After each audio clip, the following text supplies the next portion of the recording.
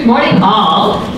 Good morning. I thought I'd give you an update what's happening locally on the political scene and with the state and with the federal government. And I can do it all in 10 minutes, I promise.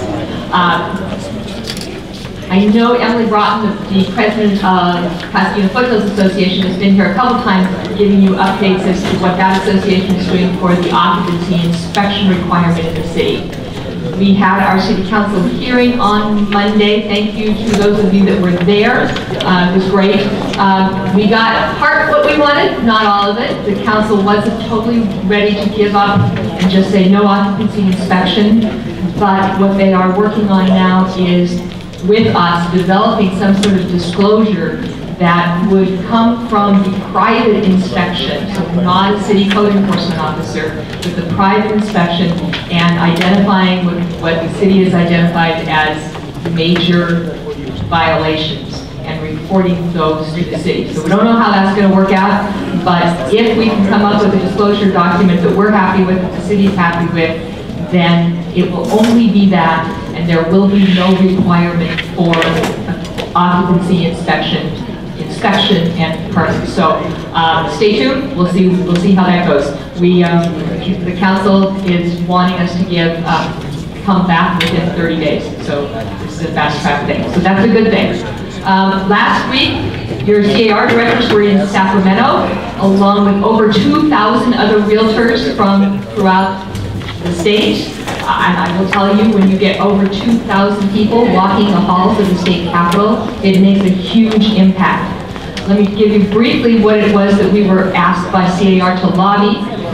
The first was supporting a bill that, if it was passed, would allow home buyers to establish a homeownership savings account and to be able to purchase a home without paying tax on the interest from that fund. So like a college savings account, this would be a homeowner's savings account. And so you wouldn't have to pay tax on the interest from that. So we lobbied for that. We lobbied for streamlining the approval process for accessory dwelling units, granny flats that all the cities are now having to approve. And we also lobbied against a bill that would require real estate licensees, you guys, to complete a mandatory management certificate program to perform property management services. So right now, you can, with your real estate license, you can manage property. This bill would say, well, that's not good enough, that you have to do a whole new certificate program in order to manage property. And so we have lobbied against that quite strongly, and I'm sure that we'll give you an update once that makes its way through the legislative process. And finally, we talked to our legislators about supply. The cost of housing keeps going up, whether it's rental housing or for sale housing keeps going up and up and up. The answer is supply. Simple market. Without enough housing for the people that live here, the cost of housing continues to rise. So we talked to them a lot about how do we increase the supply of housing, which will then, the market will then work the way it's supposed to, and the cost of that housing comes down.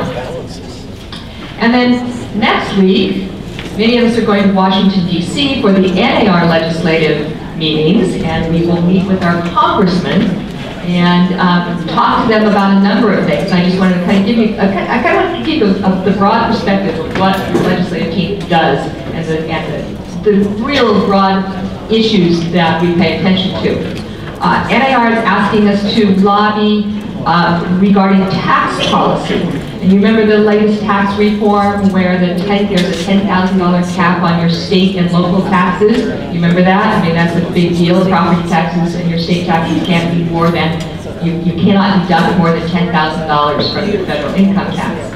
So one of the things that we're going to lobby is that $10,000 needs to be indexed so that it increases with the inflation, with the CPI. So that it's not just $10,000 forever, because 10 years from now that $10,000 is as much as it is today. So that $10,000 that has an annual increase is probably reflective of the CPI. Okay, so we'll be talking about that. We're going to be talking about equal access to housing opportunities. An astounding fact to me. We have to get, this is fair housing year, right? A month, but fair housing. And in California, we have a law that says you may not discriminate again, on the basis of color and all that. But in 29 states in this country, you are still not forbidden to discriminate on the basis of sexual orientation or sexual identity. Okay? In 29 states in this country, you may still discriminate on the basis of sexual orientation. I find that absolutely astounding. So we will be lobbying our federal legislators to expand the definition of discrimination to include sexual orientation. I think that's a deal. And perennially, we talk about the National Flood Insurance Program. Many areas will have to have flood insurance. There's a national program for that. It is subject to reaffirmation almost every year. We talk about this every year. I've been going for 18 years to Washington, D.C., and this has been on our list forever and ever.